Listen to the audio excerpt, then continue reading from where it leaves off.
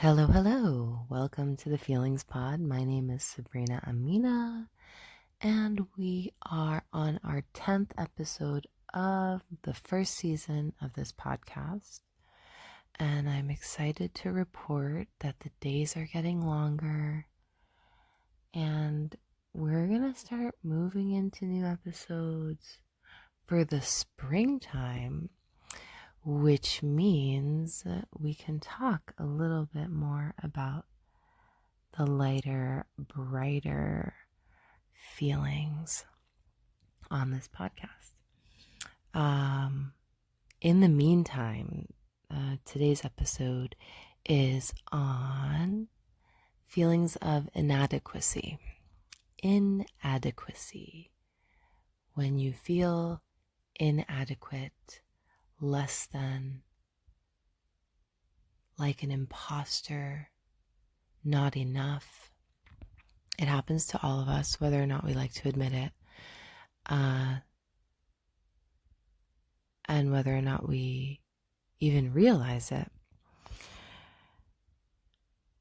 Therapy is helpful. I highly recommend it. If you're not realizing why you're behaving the way you're behaving, it helps to kind of take a look at things and notice, talk through the things that come up for you. There's a lot of kind of shame around some of the feelings that we experience, and so we sometimes just deny their existence or shove them down. Yeah, so I think feelings of inadequacy come up for me generally all the time. I'm better at noticing when they come up. For me, it's often when I receive like harsh criticism or reprimand or rejection. This is where my self-compassion practice has really helped me grow a lot in recognizing that everyone feels this way sometimes, and it doesn't actually mean I'm less than or not enough or not good enough, not smart enough, not capable enough, not talented enough, not successful enough. Something that can really trigger feelings of inadequacy is when we compare ourselves to others, when we compare our journey to the journey of someone else. Sometimes jealousy can tune us into feelings of inadequacy. And jealousy is interesting because it highlights the things that we desire, like the things that we truly want, and seeing someone else have what we want gives us the false impression that, oh, someone else has this thing and there's a finite amount of it. And if this person has the thing that I want, it means that I cannot have the thing that I want, which is entirely false. So a book that I love about kind of navigating feelings of envy and jealousy is called Judgment Detox by Gabrielle Bernstein. It's a great read. I highly recommend it. It really can shift your relationship to envy and jealousy in a powerful way, because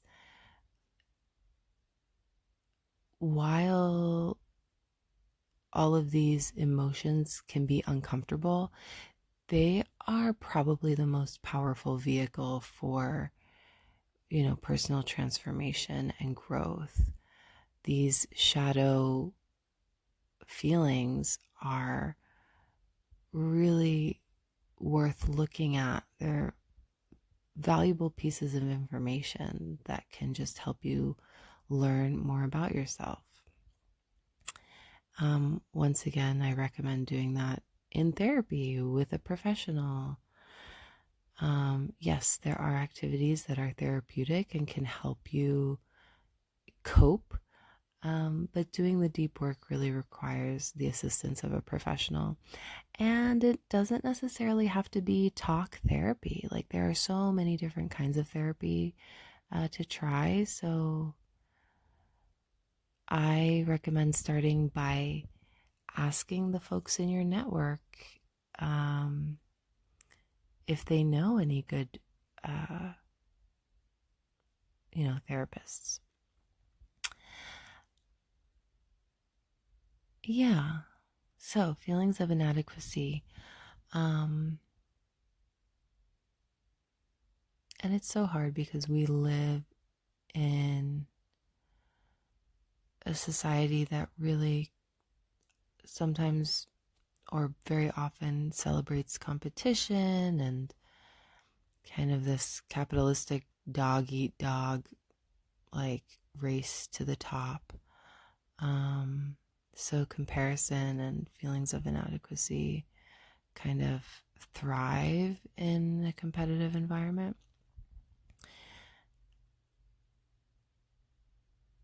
And that's not to say a little bit of healthy competition isn't a good thing. But when it goes to an extreme, that's when we lose sight of ourselves.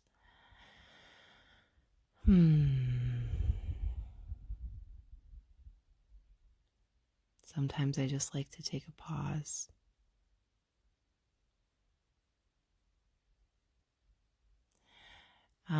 Feeling inadequate is something hard to face for me because I work really hard on my self-concept.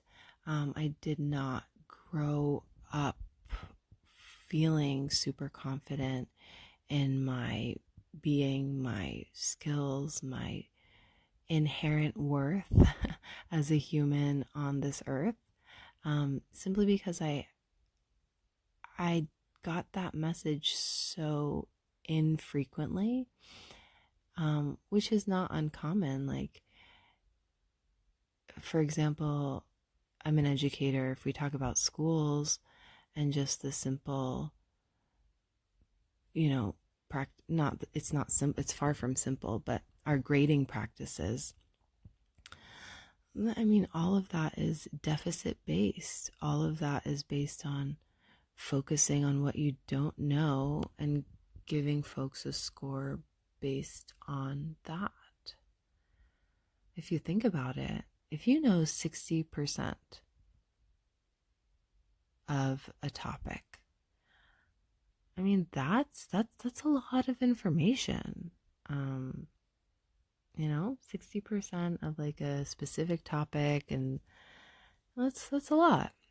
But in a school setting, a 60% grade is a failure because there was 40% that you didn't know. That never made sense to me, and I find it wildly infuriating. And I like to give credit for the things my students do know, give them that encouragement, and help them grow their knowledge. So be like, oh, it's really awesome that you know the 60% of the information. Let's build on that and add, maybe 5% at a time. It just makes sense to me. So yeah, I think that feelings of inadequacy are instilled within us from a very early age. And especially if you grew up around hypercritical adults who often gave the message that you weren't doing things right, you are doing things wrong, you're a basically not great person. We say these things to young people, to children, and we use really harsh cruel language with young people without giving it a second thought. And so I'm also a parent, and one of the ways I've helped myself grow through feelings of inadequacy is just learning how to celebrate myself, learning how to recognize what my strengths are, learning to see the glass half full when it comes to who I am. Well, let's be honest, I've gotten to a point where I feel like the glass is completely full. So I've swung into the opposite direction, and I wish the very same for you if you're struggling with feelings of inadequacy. And the great thing about learning how to acknowledge yourself and celebrate even like your smallest victories, even the things that you look over and don't even give a second thought to, like that helps you not only, cushion yourself and give your, make yourself feel good, but then you start to kind of see other people's strengths. It's easier to see other people's strengths when you give yourself permission to see your own. So the next time you're feeling really poorly about yourself, like, see if you can remember to think critically about that self-criticism. You can ask yourself, is what my thoughts are saying about me really true? And perhaps I can tell a different story.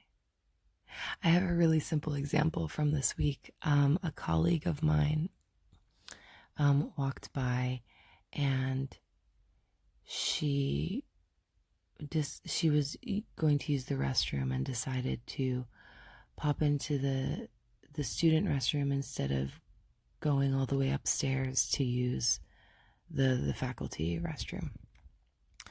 And she felt the need to explain that to me and said, "Oh yeah, I'm just too lazy to go all the way upstairs." And we do it all the time in these really simple, like, passing statements. And this woman is far from lazy. She's a math teacher. She's running around all the time. She's grading papers all the time. She's with students and supporting them. Like, teachers are just, and anyone who shows up to educate like hundreds of teenagers or young kids every day is far from lazy.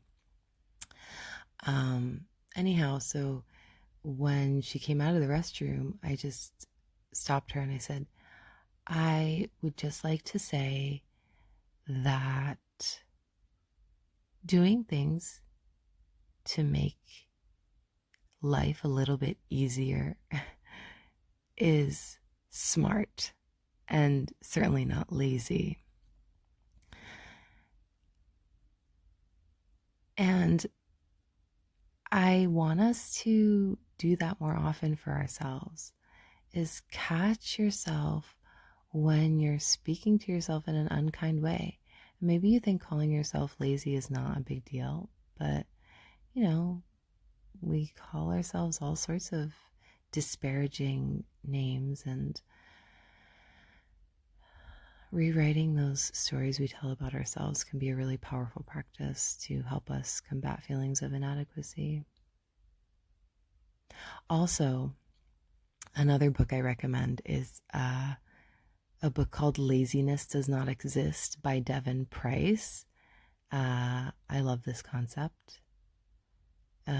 A lot of times our feelings of inadequacy come from this idea that we're not doing enough. And basically, the thesis of this book is that, laziness comes from like these puritanical ideas of kind of being constantly productive and constantly working. And that narrative feeds very well into the capitalist structure that we all are living under. So challenging this idea that we constantly have to do and produce and act, and when we're not doing means that we're lazy. Like that's completely false. Like, can you imagine? We live in a society where people just feel guilty just to stop and be and breathe and rest. Like, that's a very human thing. It's a necessary thing. And yet so many folks like really struggle with just taking a pause.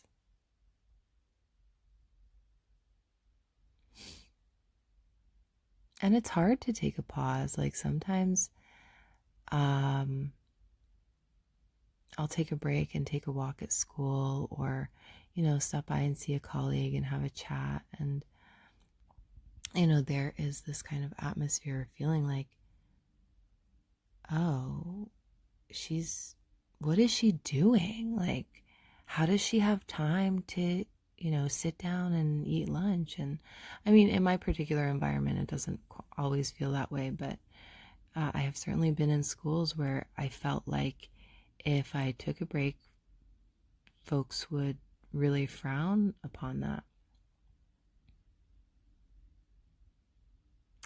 Yeah, so we really need to get away from this constant doing in order to feel accomplished or worthy or good.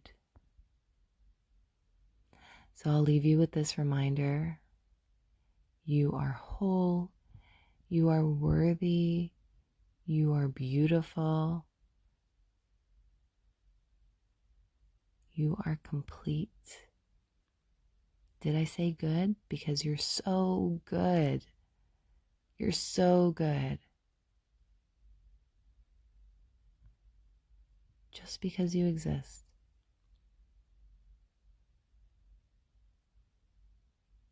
So I hope you can hold on to that affirmation and carry it with you this week. Thank you so much for listening. Let's get into a practice today, our mindfulness practice. If you're able to take a pause and practice with me, that's awesome. If not, you can certainly pause the episode and come back to it when you're ready. So find a comfortable position.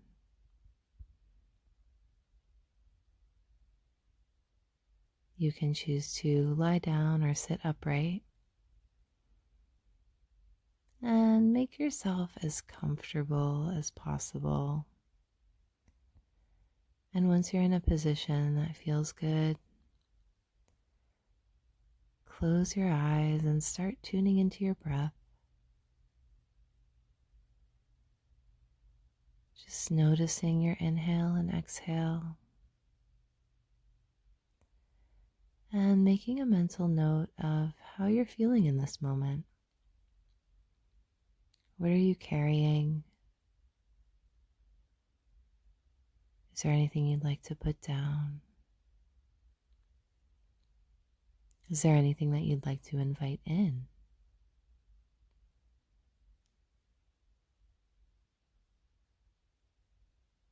Take a deep breath into the belly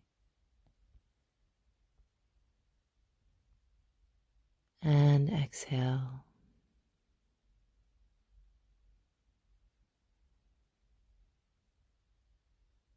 Take another deep breath into the belly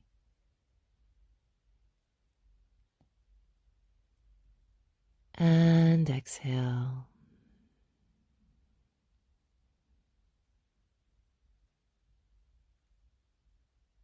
Take a deep breath in, filling the belly.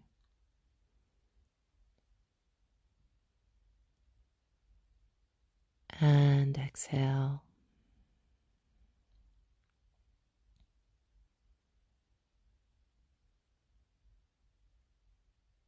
Just notice what thoughts are present and see if you can allow them to just float on by. If a thought pops up, label it as a worry, as a memory, as a plan. Notice what the brain wants to do as you are tuning into the breath.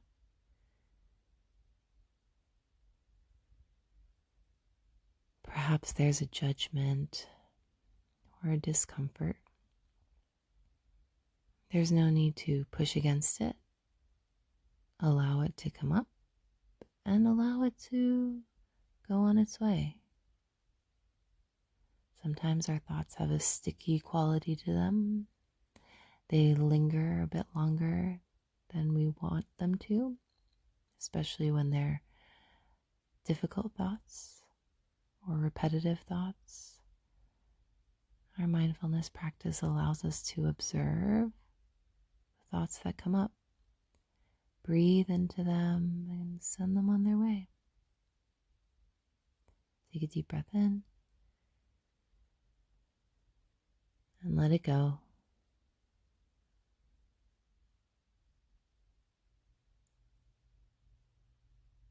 Inhale, fill the belly, and exhale.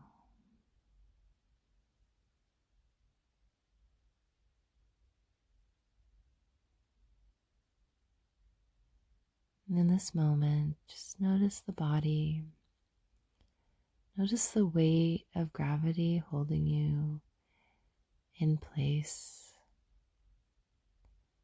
Notice where your body makes contact with the support beneath you.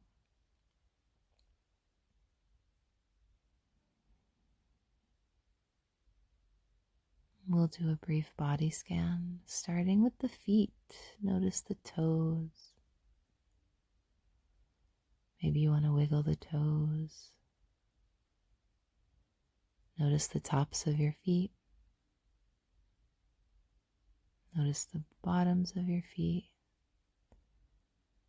the arch, your heels. Slowly bringing awareness up toward the ankles. Noticing the left ankle and the right ankle. Moving up towards the calves, the left calf, the right calf, the left shin, the right shin. Noticing your knees, the left knee, the right knee. Take a deep breath in. Let it go. Notice your left thigh, the right thigh. Notice the hips.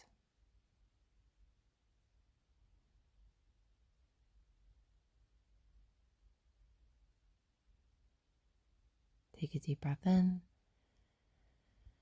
and let it go.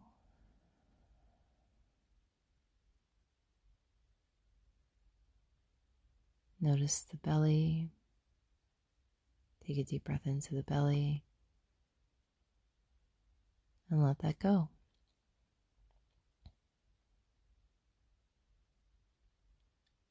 Bring your attention to the heart space. It might feel nice to rub your hands together and gently place them over the heart. Breathing into the heart space. Take a deep breath in and let it go. Bring your attention to the chest, the collarbone, your shoulders, your left shoulder, your right shoulder, the upper arms, your biceps, the elbows. Notice your forearms. Notice your hands. Wiggle the fingers. Notice your thumbs, your index fingers, the middle finger, the ring finger, and the pinky finger. Take a deep breath in. Let it go, bringing your attention back to the throat, the neck, noticing the jaw. We tend to hold a lot of tension in our jaw, and see if you can soften into this space a little bit. Maybe offer yourself a little bit of massage.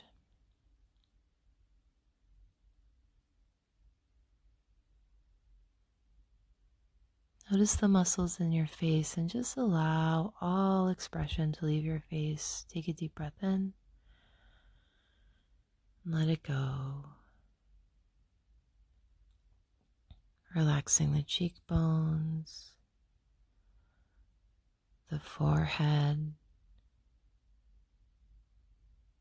the muscles of the eyes, allowing the eyeballs just to fall back into your head and relax.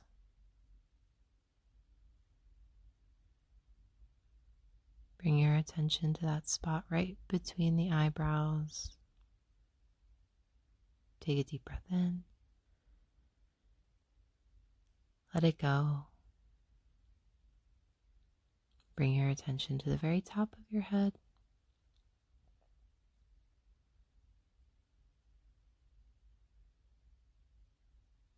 And we'll end this practice with one last big deep breath. Imagine drawing that breath from the bottoms of your feet and bringing it all the way up to the top of your head. Take a deep breath in. And let it go.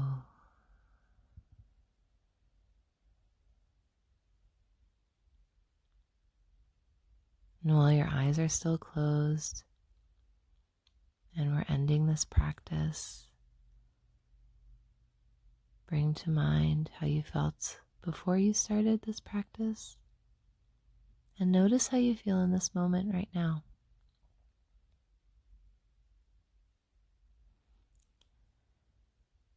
When you feel ready, allow your eyes to open so slowly, letting the light come back into your eyes. And let your gaze rest on something that makes you feel at ease. Thank you so much for practicing with me today. I hope you carry this practice with you. And remember that ease can be found through the breath. Have a wonderful day.